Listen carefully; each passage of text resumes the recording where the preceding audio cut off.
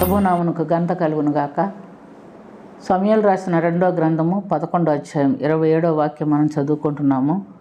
అంకలార్పు కాలం తీరిన తర్వాత దావీదు దూతలను పంపి ఆమెను తన నగరికి తెప్పించుకొనగా ఆమె అతనికి భార్య అయ్యెను. అతనికి ఒక కుమారుని కనెను. అయితే దావీదు చేసినది యెహోవా దృష్టికి దుష్కార్యముగా ఉండెను.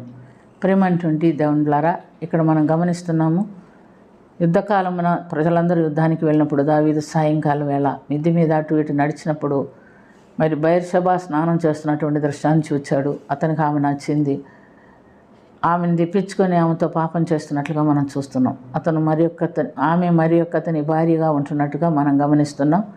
ఆమె ఊరియా భార్య అని తెలుసుకొని యుద్ధస్థలం నుంచి దావీదు ఊరియాను రప్పించి ఆమె గర్భవతి అయినందున ఆ పాపం కప్పిపుచ్చుకోవాలని ప్రయత్నం చేస్తున్నాడు. అయితే ఊరియా వచ్చినవాడు ఆమె దగ్గరికి వెళ్ళక అక్కడ పండుకొనక, వాళ్ళ ఇంట్లో పండుకొనకుండా సేవకులందరూ పండుకున్న చోట పండుకున్నాడు.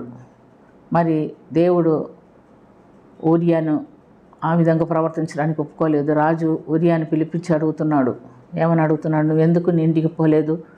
నీ భార్య దగ్గర ఎందుకు నువ్వు సంతోషంగా ఉండలేదని అడిగినప్పుడు అతను ఒక మాట చెప్తున్నాడు. ఏమంటే, మందస్సమును యూదావారును ఇశ్రాయేలు వారును గుడారంలో నివసించుచున్నారు. నా అధిపతి అయిన యోవాబును నా ఏలినవాని సేవకులను బయట దండుపేటలో ఉన్నారు. నేను వచ్చి ఈ సమయంలో నా భార్య యొద్ద పండుకొనుటకు సంతోషించుటకు ఇది సమయం కాదు అని, నీ తోడు నీ ప్రాణం తోడు నేను అలా చేయను అని ఊరియా దావీదుతో చెప్తున్నట్లుగా మనం చూస్తున్నాం. ఈ విషయంలో ఊరియా ఎలాంటి పాపము చేయలేదు, దేవునికి అనుకూలంగానే జీవించాడు అని మనం చూస్తున్నాం.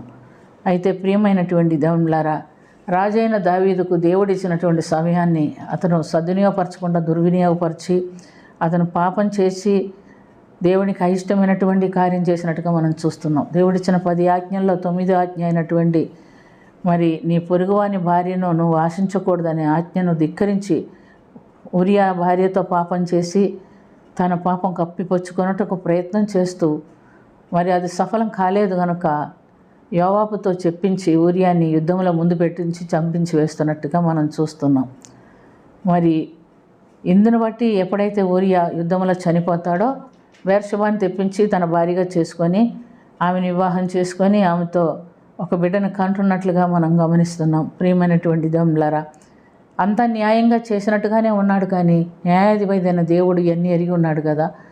ఇతను చేసిన ఈ కార్యము అంటే దావీదు చేసిన ఈ కార్యము యెహోవా దృష్టికి దుష్కార్యముగా ఉండెను అని మనం చూస్తున్నాం. మనుషులందరూ సమ్మతించిన దేవుడు మాత్రం సమ్మతించడు. ఆజ్ఞాతిక్రమం పాపానికి జీతము మరణమని మనం చూస్తున్నాం. కాబట్టి మనుషులు ఏమైనా అంటున్నారా లేకపోతే ఇంకెవరైనా ఏమైనా అంటున్నారా అని కాదు మనం చూడవలసింది, మన దేవుడు చూస్తున్నాడు అనే అంశం మనం మర్చిపోకూడదు.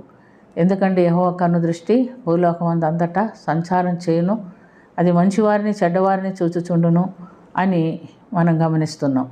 కాబట్టి ప్రియమైనటువంటి దేవునిలారా, నన్ను ఎవరేమనలేదులే, నన్ను ఎవరు చూడలేదులే అనుకొని నేను ఎప్పుడు ఏ పాపం చేయడానికి సిద్ధపడవద్దు. ఎందుకంటే దేవుడే మనల్ని చూస్తున్నాడు కాబట్టి ఆయన మన ప్రతి క్రియను బట్టి మనకు ప్రతిఫలం ఇచ్చేవాడై ఉన్నాడు కనుక దేవుని భయంతో మనం ఈ లోకంలో జీవించాలి. దావీదు తన జీవితకాలం అంతట్లా ఒక పాపమే చేశాడని చూస్తున్నాం. ఆయనను దేవుడు క్షమించలేదు. దేవుడు శిక్ష మాత్రం ఆయనకి ఇచ్చినట్టు క్షమించాడు, కానీ శిక్ష మాత్రం తప్పలేదు. ఒక గొర్రె పిల్లకు బదులు 4 గొర్రె పిల్లని ఇచ్చుకున్నట్టుగా మనం చూస్తున్నాం. కాబట్టి మనం ఎల్లప్పుడూ ఈ లోకంలో జీవించినప్పుడు దేవుని భయంతో జీవించాలని దేవుడు మనకు ఒక హెచ్చరిక ఇస్తున్నాడు. అందుని బట్టి మనం జాగ్రత్త కలిగి జీవిద్దాం. ప్రార్థన చేసుకుందాం. ప్రేమ కలిగిన తండ్రి, కృప కలిగిన ప్రభా యేసు రక్షక, మీకు వందనాలు. నేను సంతోషపరిచి నీకు అంగీకారమైన వాక్యానుసారమైన ఆత్మీయ జీవితము మేమును కలిగి ఉంటున్నట్లుగా పాపమునకు దూరంగా ఆజ్ఞాతిక్రమణకు దూరంగా మమ్మల్ని ఉంచి పరిశుద్ధ జీవితం జీవించడానికి సహాయం చేయమని దీవించి కరుణించమని యేసుక్రీస్తు పుణ్యనామమున అతి మిక్కిలి వినయంతో అడిగి వేడుకొంచున్నాము తండ్రి. ఆమేన్.